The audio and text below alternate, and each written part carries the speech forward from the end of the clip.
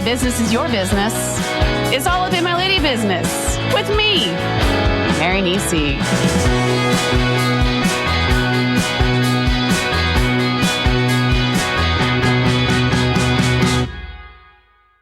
Thanks so much, everybody, for tuning in today. I am super excited for today's guest. We've got Laura Ora, an alignment coach for female entrepreneurs, guiding them to learn how to honor their energy and truly listen to what they want instead of what they have been taught they should. Laura is the CEO of Works with an X and Co., an urban branding studio, the host of a top 100 podcast, the Gutsy Podcast, speaker, author, and all-around visionary. She'll be the first person to push you out of your comfort zone and the last to hug you as you head to the next level of your life. It's like the carrot and the stick. Thank you so much, Laura, for coming on over to All Up in My Lady Business. Absolutely. Thanks for having me, Mary. I am super excited to have you here. You're basically doing all the things I wish I was doing. Oh, well, I think we're all doing our own variation of things, right? And then we get to connect and have great conversations with each other. Yeah, I hope that would be the dream, right? That's the goal. I mean, imagine, I was just having this conversation with somebody yesterday. Imagine if everyone on the planet just did even 10% more of what brought them joy or made them curious or made them excited. What a different climate this entire planet could be in right now. Oh, I mean, sure. I mean, yes. I guess the weird thing is why don't they? And I can say I can sit here and tell you why, because I haven't always had the best work life or toxic thought versus positive thought balance in my life, but I have been thinking a lot more about the limited time that I have left on this planet, and wanting to make sure that it's not just filled with garbage. Yeah, I hear that loud and clear. And that is the work, right? That is the journey. That is the answering the why, but also at what point do we get out of our own way and allow ourselves to do things? And that's what it boils down to, right? Life circumstances happen and things go on in people's lives, and we all have our own story, we all have our own version, we all have these things, these moments that kind of shape where we are. But at the end of the day, we also get to choose. And I think that that's where things get kind of hairy, is when it comes down to choosing you. Are you going to? I think that what might be the issue is people not realizing they're in their own way or realizing that they have a choice. Absolutely. Because I feel like, I have to perpetually give myself permission. Like, my instincts are always like, you don't deserve that. You haven't worked hard enough to deserve a break. You haven't made your goals, this month or maybe even the last 16 months. And so therefore you don't deserve to go on vacation or buy that thing or, just sit and watch TV without doing anything else. It's a lot of conditioning too, right? Because your body and mind wasn't born believing those things, but because of circumstances, situations, societal expectations, past experiences, old habits, I mean, we could go on, they form now this kind of voice and these reactions to everything. And to your point, yeah, most people are walking around on autopilot. Mm-hmm. Every single person has their version of it, and I'm not void of that. I very much implement the things that I teach because I go through them as well. I think that's sometimes in the work that anybody does. It's like, oh well, you don't struggle with that, so you don't understand. Actually, I can teach this because I probably understand more than you think or know, and so. It's this kind of wake up call. Are you willing to stop long enough to even have the conversation with yourself? Like, am I happy? And is this what I want? Like, when is the last time that you slow down? Not necessarily you, but just whoever's listening. When's the last time that you slow down long enough to say, what do I actually want? And that's a big question, right? Like, when I ask that question, more often than not, people are like, Mm-hmm. That's a great question. I have no idea. And it's like, okay, that's okay, right? That's not another invitation to go down the shame hole or the beat myself up or, well, I should have had this figured out by now and all that. We're not doing that today. It's just simply to start to bring awareness to it. And I think It that feel that's the big piece.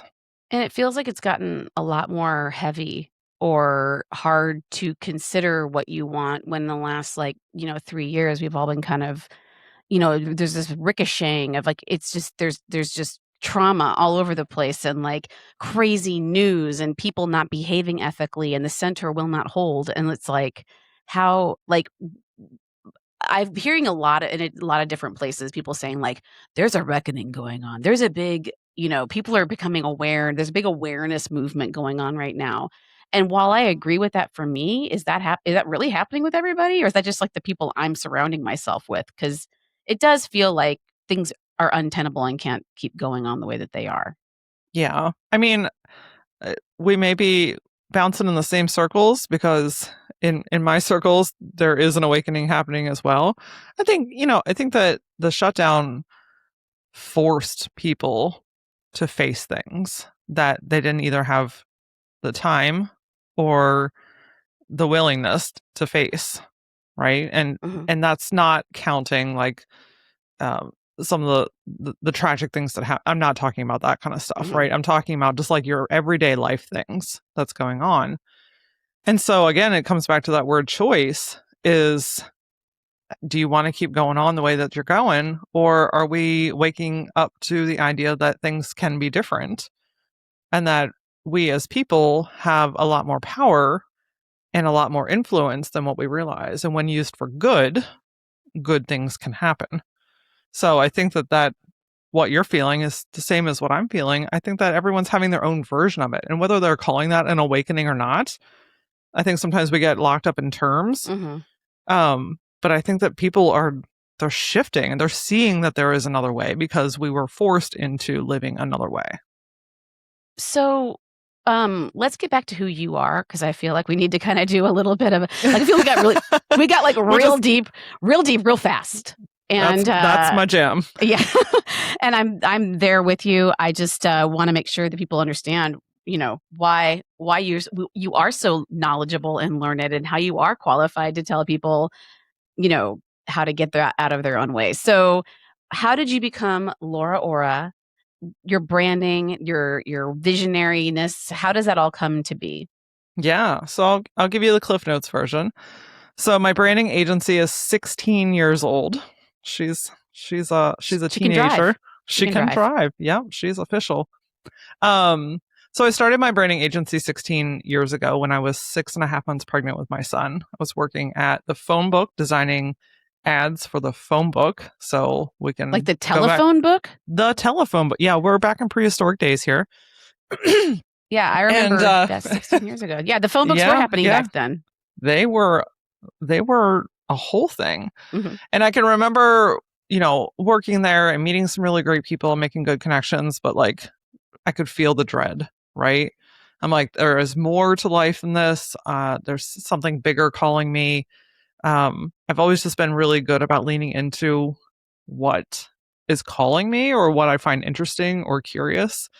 So when I was 6.5 months pregnant, I quit that job. I started my branding agency from my couch, and that business is still alive and well today. Through that journey, though, through working with entrepreneurs, I found that not only did the brand interest me, but maybe even more the mind of the people that I was working with really lit me up. And I'm like, okay, there's something in this. I have no idea what it is, but I find this very interesting. So I started interviewing entrepreneurs on something called the Green Couch Project, which was like a YouTube show. And, I just felt like, okay, me as an entrepreneur, I'm having all of these crazy feelings. One day I'm excited. The next moment I feel like everything is going to hell in a handbasket. I've got all these ideas. It's like really this kind of tug of war. So I'm like, if I'm feeling like this, I can't possibly be the only one, right? Like I'm at least hoping not. mhm. So I started having these conversations on the Green Couch Project, interviewing other entrepreneurs, and turns out just about every entrepreneur goes through the same kind of mental cycle. And it became a thing, and I loved it. And I wanted to grow the show, but the cost of putting on a whole production was limiting. So I was like, well, how do I do more of this and lower my cost? I'll figure out how to launch a podcast. Mm-hmm. Can't be that hard, right? And the mental cycle that you're talking about is just, is it the high highs and the low lows, or what would you say is the mental cycle that you see that most entrepreneurs kind of go through? Yeah, absolutely. So the mental cycle tends to be 4 kind of pivotal moments. One is the aha moment, the strike of the idea, you saw something, you got inspired, you're like, oh, there it is, I love it. Like, what's going on? I'm loving this feeling. Next, we end up in this kind of ideas in motion, I call it. This is when you are researching, you are going on blogs, you're writing things down, you've got a special notebook that you picked up at Staples. Like, you're just like, you're in it, right? Like, you're in the thick of figuring out what this thing is. Then we start to turn the bend. This is where the subconscious mind tends to pop in. Call this turning the bend? Turning the bend. Okay. So we are going into the mental scramble now. The mental scramble is where the thoughts, feelings, emotions, and voice in your head likes to pop in and start to challenge that initial idea. Who am I to think that I can do this? I don't have enough experience. Other people are already doing this. I don't have enough money. I don't have enough time. I'm not good enough, blah, blah, blah. All the things that your mind is telling you. Like inner critic stuff. The inner critic, yes. And then, last but not least, if and when that voice wins, then we end up in a standstill. And that's kind of the final part of this cycle, is you freeze, or you put the notebook away, or you fill up your time so that you don't have time. A lot of times self-sabotage comes into play in this phase, where we're just like unintentionally stopping ourselves because we have leaned into the belief that we cannot for whatever reason. And how long you stay there is not the same for everyone, and it's not the same for every situation. But inevitably, you end up with another aha moment, and the cycle starts all over again. Huh. And you're saying that so can you apply this to like a real life situation, either with you or one of your clients, that can kind of illustrate this? Sure. Because when you get into this cycle of aha ideas, mental scramble, and then the standstill, like, what's the getting out of it? Like, what does it look like?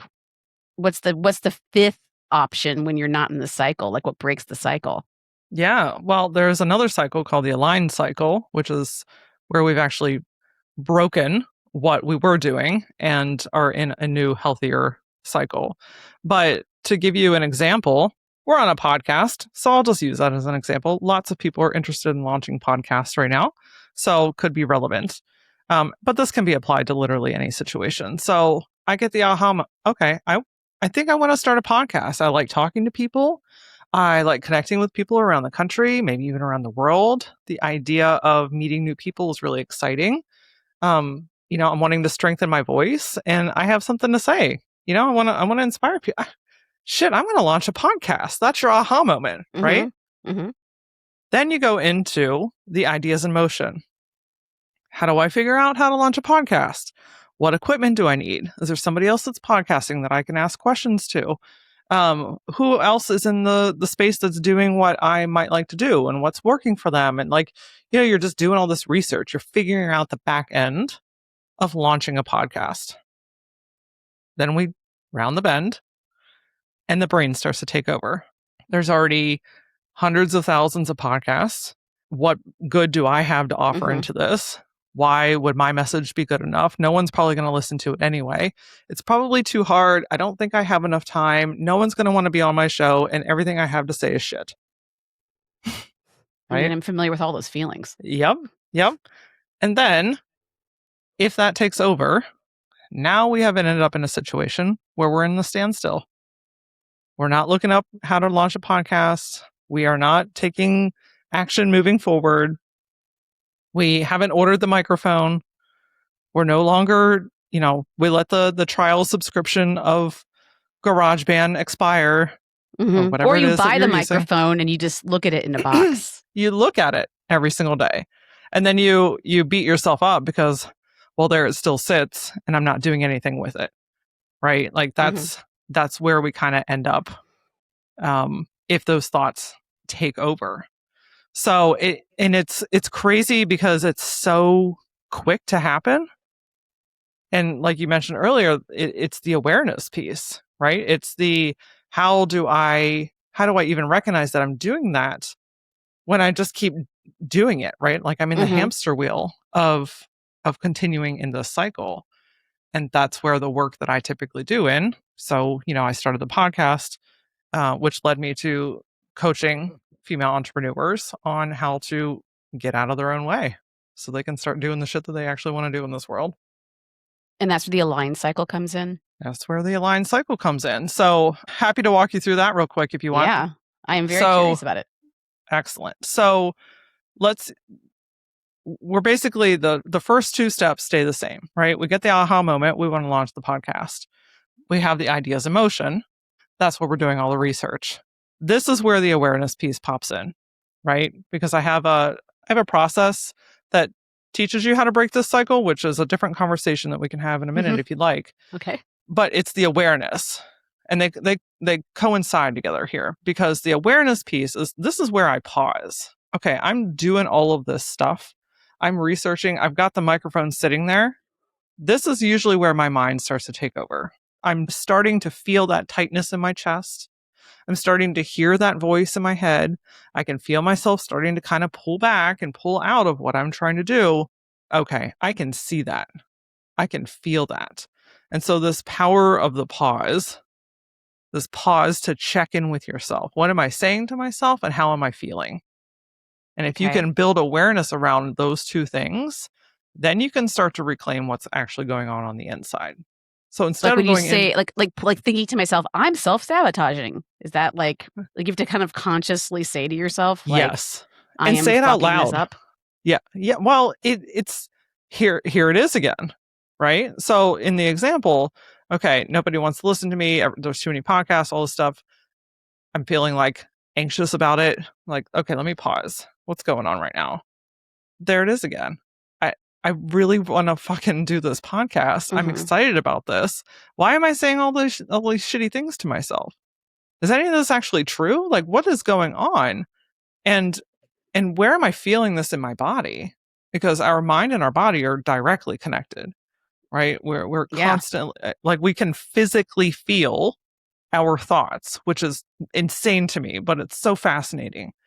So if we can stop long enough, if you're willing to stop long enough to even acknowledge how you're feeling and what you're thinking, then you start to come back up into your conscious mind because you're only thinking consciously up to 5% every single day. Literally. Like most of your thoughts are subconscious. Really? Say more on that. So what do you mean? What do you mean? So 95 to 97% of your thoughts every day are subconscious, which means you're not aware of them. These are pre-programmed things based off of thoughts, feelings, experiences, expectations, life circumstances, all the stuff that's been formed. It's like your subconscious is basically like your online storage bin for your brain. Okay. It's where you store things. But that's also where you operate out of the most. Okay? So this is where you are making decisions. This is where that voice that you hear is coming from. This is where you're operating out of. So 3 to 5% of your day, literally, is spent thinking with your conscious mind, the front of your mind, like the here physically now in the moment. And so when we don't have awareness, we're running on autopilot. Like you're literally making these decisions from the back of your brain. That's why things keep happening the way that they're happening. That's why the cycle continues because we're not aware of the thing that is subconsciously happening. So by bringing awareness, by stopping, you're like literally tricking your body and your brain to come back into the moment and get into that tiny, tiny window of 5% of your consciousness where you actually get to choose differently. And that's one of the things that you help people do is like in the pause, get them like to make the 5% more rich or access more of the subconscious. Yeah. Yes. So it's to get more into the conscious, but here's the cool thing. You are continuously creating new subconscious thoughts, beliefs, and actions. So by bringing things to the consciousness, by making change consciously, by doing that enough times, now you're creating a new habit. Eventually, that habit becomes a new subconscious thought. So it's new and requires you to like have a little bit more like oomph up front, but eventually it becomes a new healthier habit that you don't have to think about quite as much because it just becomes your new thing. So you're not like ripping on yourself and telling Correct. yourself why yeah. Correct. Exactly. So okay, so this is awareness one of the parts, or is that the Awareness is of part the of the power back process. Okay. So I'm gonna insert the power back process in what then creates the aligned cycle. Okay. So the power back process is an acronym. AURA, which is aura, interesting. which helps you That's get your to name. it is pun fully intended. Mhm. But this process, this acronym, is what helps you to get back into your energy, to get reconnected so that you can consciously make a change. Okay, so the first part is awareness. Mhm. Awareness. I have to get in touch with my thoughts and feelings. Am I willing to pause long enough to say what I'm thinking out loud and to recognize where it's at in my body? And The next, when it manifests in your body, is that like the tightening in your chest, or is it like a knee problem that kind of flares up? Like what is the literally anything. So definitely have no medical background here, so cannot claim anything Sure. medically. However, sometimes there's just really unexpected and unexplainable things that people search for years or decades to try and figure out what the hell's going on, and all the doctors are like, it's fine, there's nothing wrong with you. More often than not in those types of situations, there's something going on in your mind that has manifested into your body. So this could be um, tightness in your chest. This can be anxiety. This can be a pain in your left knuckle, right? Like this can be ongoing headaches or migraines. This can Mhm. be pain in your lower back. Like there's also energetically like different spaces in your body. And what that means is to what you're holding on to, which is a whole different discussion, but it can manifest just about as anything, right? Okay. Like anything physically. So for me, it's often in my chest. I get a tightness in my chest. I get anxiety. So Mhm. I can sense it. And that's the other cool thing about this is the more that you like pause and recognize, the easier and faster it is to pause and recognize, right? It's a muscle. I mean, you're essentially building a new, stronger muscle. So now we've got awareness of it. So the next step is you, which is to unpack it. This is a non judgmental space. We are not here to be like, oh, see, I'm doing the thing again. And now I'm going to kick my own ass because I'm doing the thing. No, we're just getting curious about what's going on. Did I see something that, kind of brought this up in me? Did I read something that triggered this? Is this a habit that I've had in the past that now I'm kind of perpetuating in it? Like basically, where is this coming from? We're just getting curious with it. And what that does is it starts to soften it. Because at first that feeling is often like really like dense and really hard. So Mhm. unpacking it allows us to like start to soften it. Then we can go into R, which is to reframe it. What is really true? I'm super capable of this. I've figured out so many other things. What I have to say is really important. Everything is figure outable, right? Mhm. That's a coined phrase. Um, there are people in my life that I can lean on. If I don't know, I can ask someone.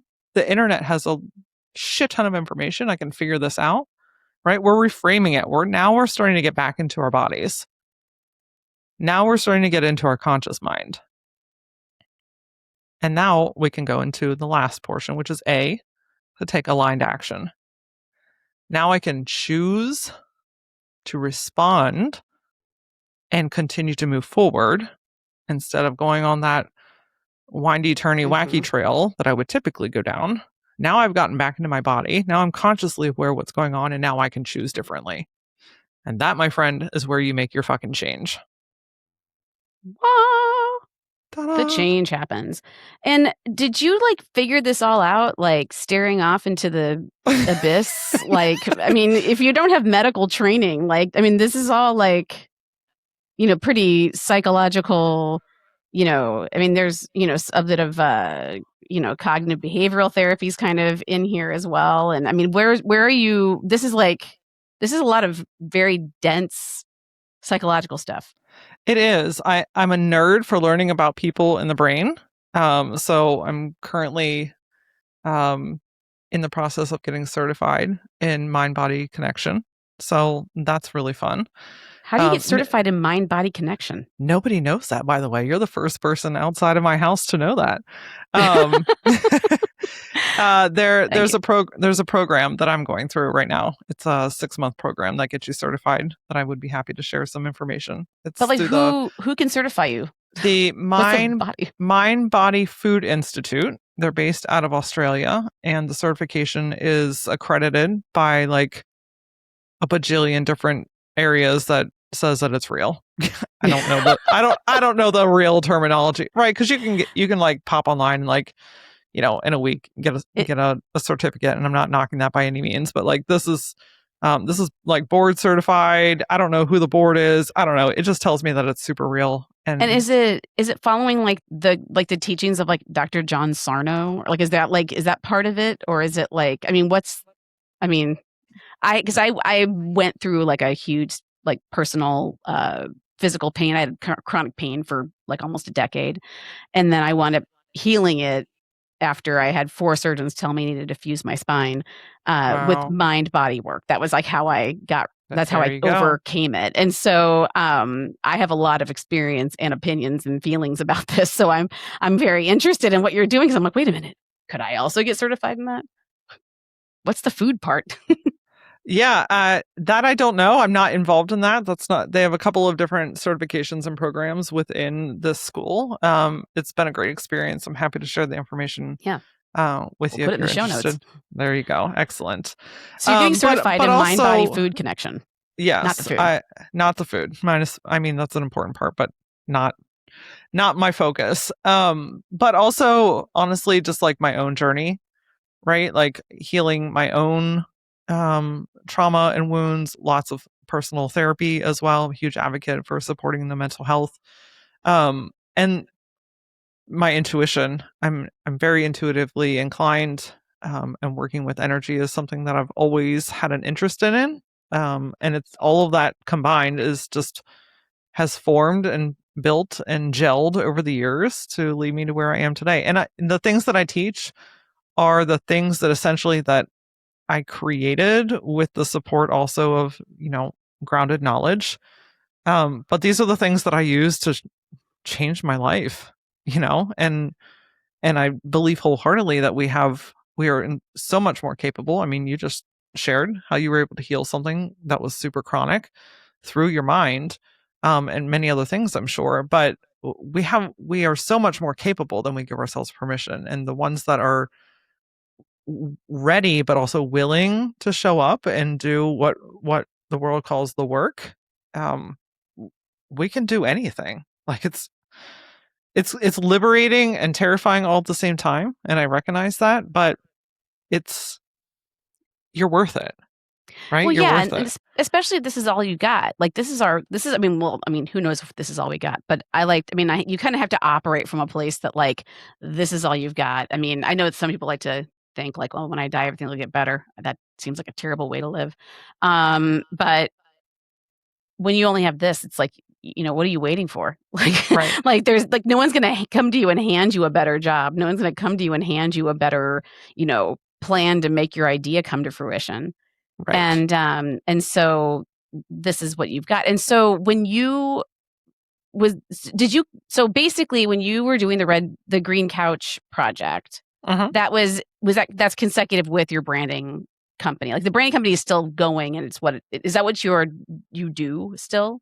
The branding company is still up and running. Yeah, it is definitely, it's kind of our bread and butter. But over the last few years, and especially when COVID hit, myself, much like basically everyone else on the planet kind of had this life epiphany of what I really want to do and what really lights me up. And that is helping people to wake up and to get out of their own way and to actually start doing, like, actually being happy and joyful and creating a life that is for them without the expectation of what everyone else in society thinks that they should.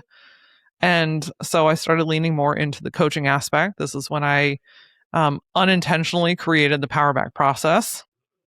This is just what I was doing. And at one point, I'm like, okay, this is actually working. So, what were the steps that I took to get to this point? Let me start documenting this stuff. I mean, I have notebooks for notebooks for notebooks because my brain just doesn't stop. So I'm forever writing things down because I'm like, every single day there's a learning lesson. And how can I share this with the people in my world and in my community? Because if I have these little aha moments, if I get these little trinkets of information, let me apply it with myself. And if there's something good in it, let me share that with people. Let me teach other people how to do the same thing. So when you've taught this to other people, when you started getting, like, when you got your first client to wherever you are today with your stable of clients, like, what kinds of things have you taken people through to, like, make the aha moment come to fruition? Hmm. Well, you know, it's funny because the majority, I work primarily with women, but not exclusively. I'm open to the right person and the right alignment. But most of the people that I support are women in business, and a lot of them are going through life changes and or they are sick and tired of being stuck. Right? Like they're like, I know that there's more for me. I know I'm meant to do more, but I'm frustrated as hell because for whatever reason I just can't seem to do it. I know what I need to do, but I can't do it. Right? And so I've seen women completely change their life in the sense of like changing their income, of course, is often a big one, going from undercharge, like grossly undercharging, to having milestone financial months. That always feels super amazing, right? I've also seen women just completely change their energy field. And what I mean by that is like I've worked with someone who, when they came to me, like, flat was the word that they used. I feel flat. I'm not excited about anything. I'm not inspired about anything. Like nothing's really happening. To now is like this like ball of energy that's bouncing around, that's taking risks, that is able to like shift through some negative mindset stuff like in the moment, and is attracting the right clients now because of it. Has like the entire vibe of her house has changed and how she runs her household, and the impact that she's making on people. Now there's a ripple effect, which is, it's just, it's incredible, right? Like I think one of the most common things that I see is like these women come back alive. And when they're feeling alive, they make more aligned decisions. They're taking more calculated risks in their business. They are living a lifestyle that they actually want to live. They're impacting the people in their lives. A lot of them have kiddos, right? Mhm, And where are the kids looking? Right up at you. mhm, So now we're causing this ripple effect in a positive way where we're positively impacting our children. They're positively now impacting their clients. I mean, mhm. it's hard to put your finger on because it perpetuates in the best of ways. And when you like, are you so, how many, I mean, roughly how many people do you think have gone through your Power Back process? And like, is it like a one time, like, is it like a one time engagement, or do they like see you forever? Like, what's the, are you like a business therapist? It's funny that you say that because I've been given that title more times than I could probably count. It's like they're like, "Oh, you're like, you help me with my business, but you're also like my therapist, so you're like my business therapist." I'm like, it's not so bad. I can accept that. You And you're know, not going to violate any HIPAA laws. no medical stuff. We're not going down that road. It's I will be super transparent in that in my coaching practice, I feel like right now I have just caught traction. Mm, And I want to be super vulnerable about that with everyone listening right now, because when you start to do something that you're passionate about, I think it's very easy to say or feel like it should happen right now.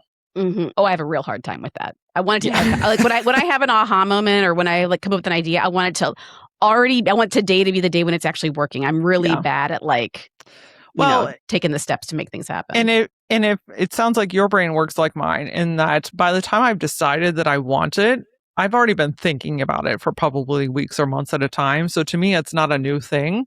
It's a now I'm ready to run.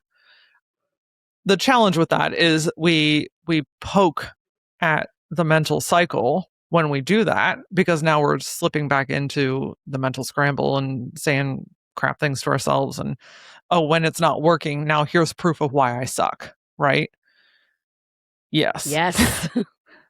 So the reason I'm sharing this is because, when COVID hit and I decided to go into coaching, there was probably a solid year or so of just even figuring out what that meant to me. And then honestly, it was quite a few years of continuing to show up, even when it felt like nobody was listening. And that, my friend, again, is where the change happens. Because what happens is we get discouraged when things are not going 1,000 miles an hour when we want it to, when we decide we are ready for it. It's like, okay, are you willing to work through this as this is building, as these opportunities are coming in? Are you willing to continue to show up when maybe you feel like nobody's listening? Now, on the other side of that, people are always listening. You just don't know, right? Like the podcast, used to average, 1,000 downloads a month, which is amazing, right? That's the like goal. 1,000 downloads. Goal. Yeah, 1,000 downloads was like incredible. Some months less than that, right? 500, 800 a month. And I'm like, okay, this is pretty cool. Now we're averaging 5,000 to 6,000 downloads a month. I'm like, people have always been listening. It's a matter of, are you willing to stay consistent and show up when it feels like they're not, when you don't have any quote unquote proof that they are. And a lot of it is the experiment of what works and what doesn't, what content resonates with people and what doesn't. And so, now I've got 5 coaching clients. I've got 5,000 to 6,000 downloads a month. I've got a Facebook community that's, grown to almost 800 people very, very quickly. But none of that happened because I just started this, right? All of this is happening because I continued to show up and I continued to do the mind work in the moments where I felt like I was a piece of shit and nobody wanted to hear me. Because was that true? Absolutely not. I've always been brilliant, but I'm always learning. And there are people that are silently listening and absorbing the content. You wouldn't believe how many people I talk to that are like, I've been listening to you for years. I just binged every TikTok that you've ever made. Right? Like you can't calculate that stuff. Mm-hmm. We lean too much on metrics. And sometimes you just have to trust. Yeah, that's my hard part with all of the TikTok of it all and the people not listening is that I don't understand social media. I don't care. I post pictures of my kid. I have a social media person that posts my things for me because I don't have that instinct, and I wish I did because I feel like I would have a better community because I don't know how to build that. And that's where I get very stuck. I'm like, well, I can't figure out how to make a TikTok, so I'm never going to be able to have an online community. And I don't know if there's any truth in that. But I do understand the consistency and the showing up because I can disappear for a while. I'm real good at disappearing for a while. Well, but that's easy, right? And while it's uncomfortable because it's not getting you to where you want to be or have what you want, it's comfortable because it's familiar. So getting temporarily uncomfortable to get a new outcome, again, that is what we call the work, where we are building awareness. Okay, there I am again. I can't make the TikTok because I don't know how to do the thing. So now I'm just not going to. There it is again. I'm talking myself out of it. What do I actually want? I want to grow a community. Okay, I can figure out how to make a TikTok. There's some very dumb people that can make TikToks. I probably can't figure it out. You absolutely, everything can be figured out. And if you can't do it on your own, there's somebody that can guide you, right? It just depends on how willing are you to lean into figuring something new out to get a different outcome. Because learning how to make a TikTok video is temporary. It's a short moment. Once you learn it, you learn it, right? Mm-hmm. And then you can just wash, rinse, repeat all over again. It is So it's really easy to make excuses on why things won't work. yes. Yeah. And tendencies and resistance are two things that I talk a lot about because those are the two kind of like they like to hold hands and skip down the street together. Those are the turds that like to nestle their way into your brain and convince you that you can't and therefore you won't. So, I make a video quite frequently because it ruffles feathers in the best of ways. And I tell people that the thing that you want the most is often behind the thing that you resist the most. And when I tell you, people get fucking wound up. Can you give me an example of that? Yes. Say that again. The thing you want the most. Wait, say it again. Mm-hmm. The thing that you want the most is often behind the thing that you resist the most. And most of the time, people are like, "Why would I do that? This is the thing that I want. Why would I push it away? Why would I resist it?" I'm like, "Well, let me tell you. So let's use time. I want more free time. Okay. I want more white space in my calendar. I want more time to do things with my family. This is something a lot of people that come into my world, they're like, I just want more time. Okay. So let's look at how you're resisting that. I'm resisting having more time by unintentionally packing my calendar. I'm saying yes to things that I don't actually want to do. I'm taking on one extra meeting tomorrow because, well, there's a little bit of a sliver in there. And so I'll make it happen. I'm going to a bunch of shit that I don't actually want to go to, right? You're giving away your time. You're resisting having free time. Mm-hmm. You want more time, but you're giving it away. Yeah, that's Yes. And why am I doing that? Because the idea of having time is actually scary. The idea of having white space, what am I going to do with myself? Well, now I don't feel productive. Now I don't feel like I'm contributing. Now I feel like a failure. Now my brain's taking it. Like the thing that you want the most is often behind the thing that you resist the most. So if we get very real about what you actually want and you look at how you're resisting it, that can tell you a whole lot about what's important to you. A couple weeks ago, my husband was going to take my son to his parents' house in Iowa for a weekend. And he's like, how would I just take Sebastian and like, you just stay home and like have a ladies weekend, like do whatever you want. I'm like, that sounds great. And then I was like, I don't know how to fill my time if it's mine. Yep. Like it was weird. It was like, and I really was like kind of nervous about the weekend because I was like, oh, I don't know how I'm going to do it. And then John canceled the trip and I was relieved because I didn't have to think about like, how I was going to have to figure out what to do with my time when I have it.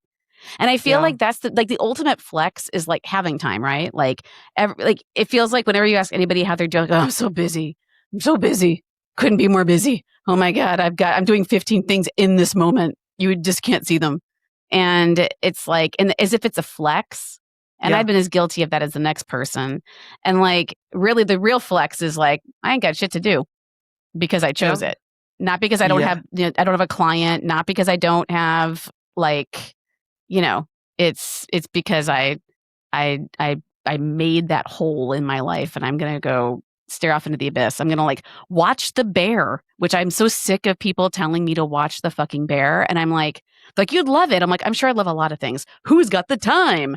And then maybe I could have the time if I just sort of said, I'm just going to watch TV instead of like, if you chose it. Yeah. Yes. Yeah, absolutely. I mean, the goal here is to get into that aligned cycle, right? You basically got to trick yourself until it becomes real. And if I'm just putting it in like layman's terms, you're basically tricking yourself until it becomes real, right? Like you want more time, you want the downtime, you want to sit on the front porch and drink a cup of coffee every morning, but you don't have enough time to.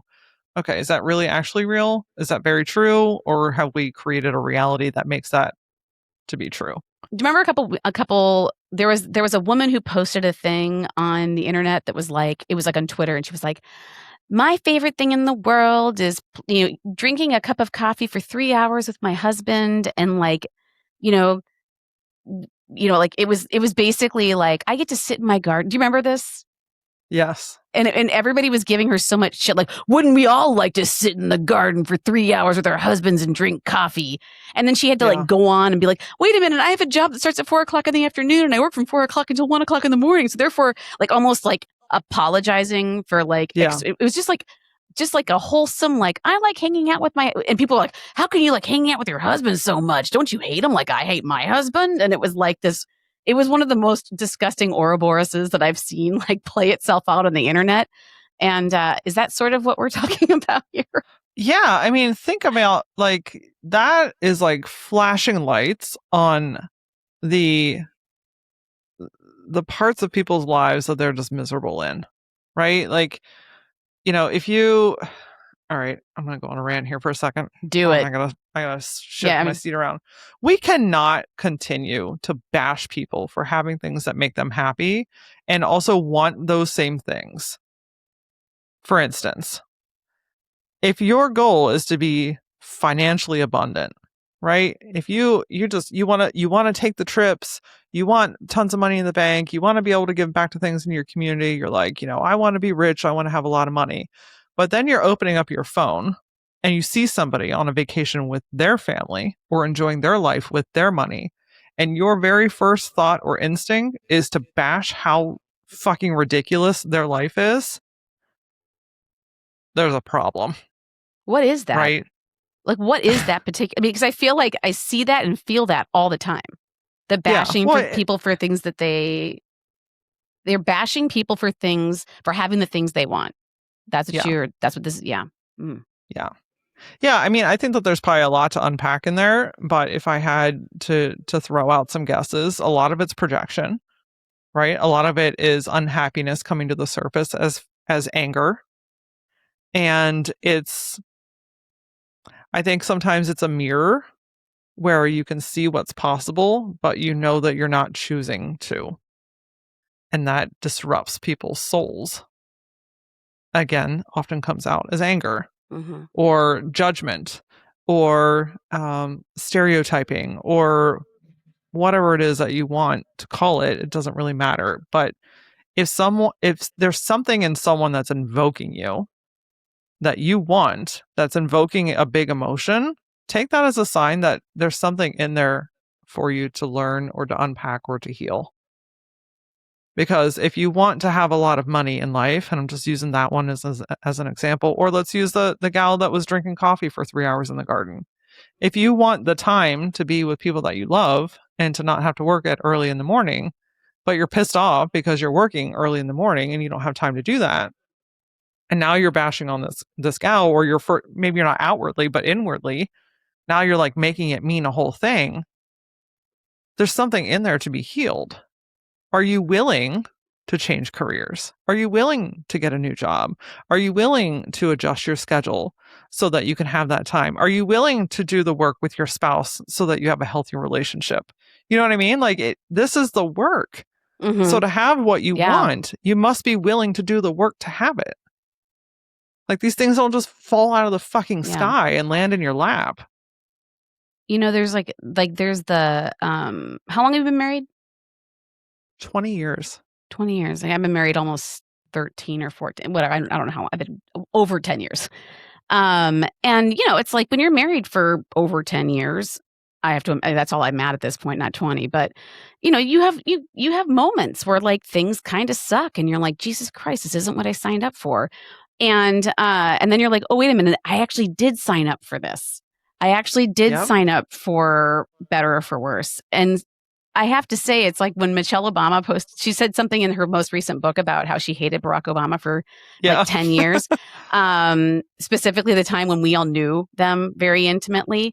It was very comforting to me that like, oh, wait, even the woman and man who have seemingly the greatest relationship in the entire country have had problems. I'm like, oh, then it makes, but then you're like, wait a minute, are we all just like Stockholm syndroming ourselves. And not that my marriage with my husband is awesome. Like I'm not, but it's not all easy and it requires work.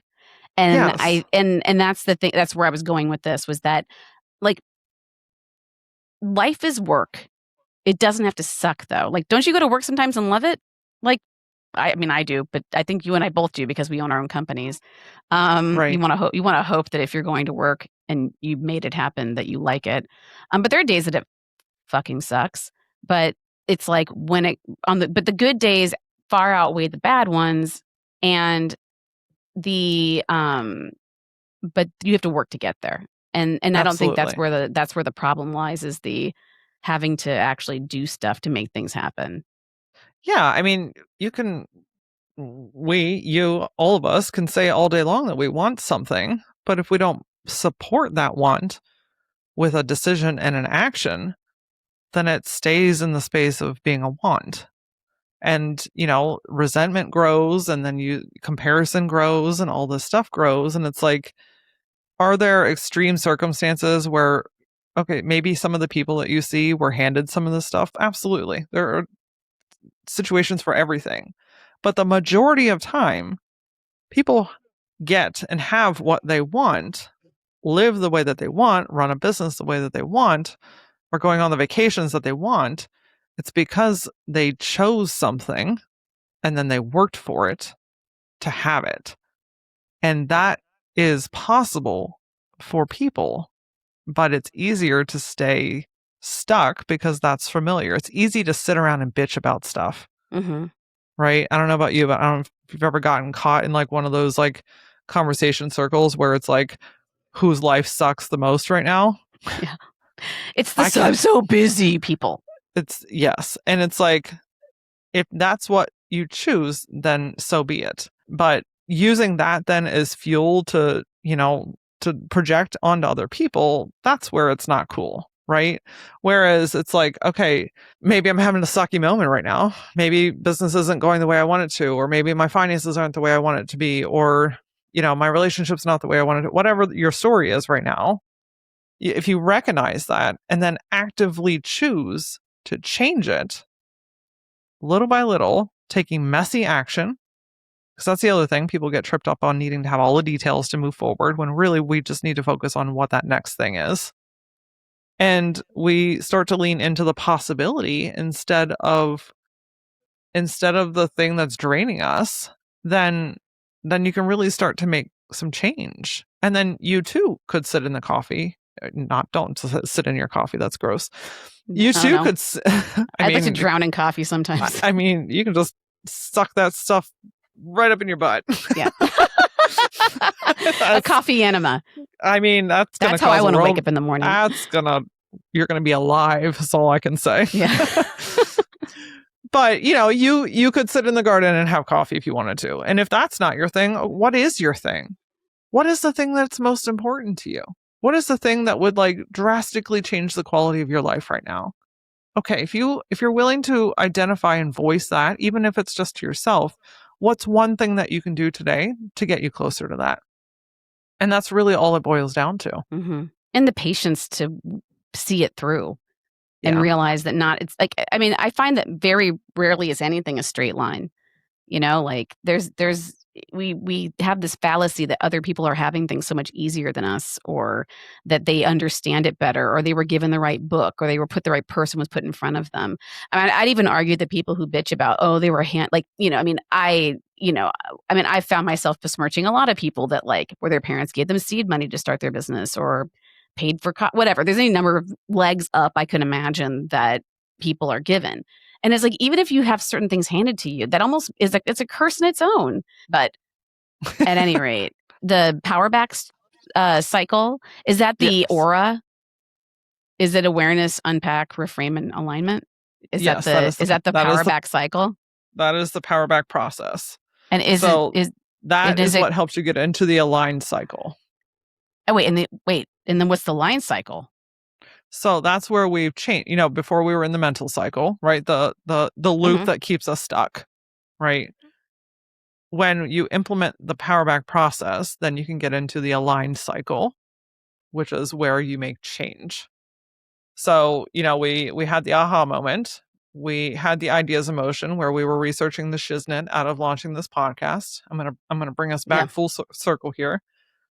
Now our brain starts to do that thing that it always does. Okay, boom, power back process, awareness.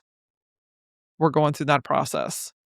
Now that we've gotten back into our body, instead of doing the mental scramble, now we are in self-belief. Ooh. This is basically the reframe, right? This is shifting into what's true and what's real and what's possible, and seeing things from this moment, not from the past or worrying about the future.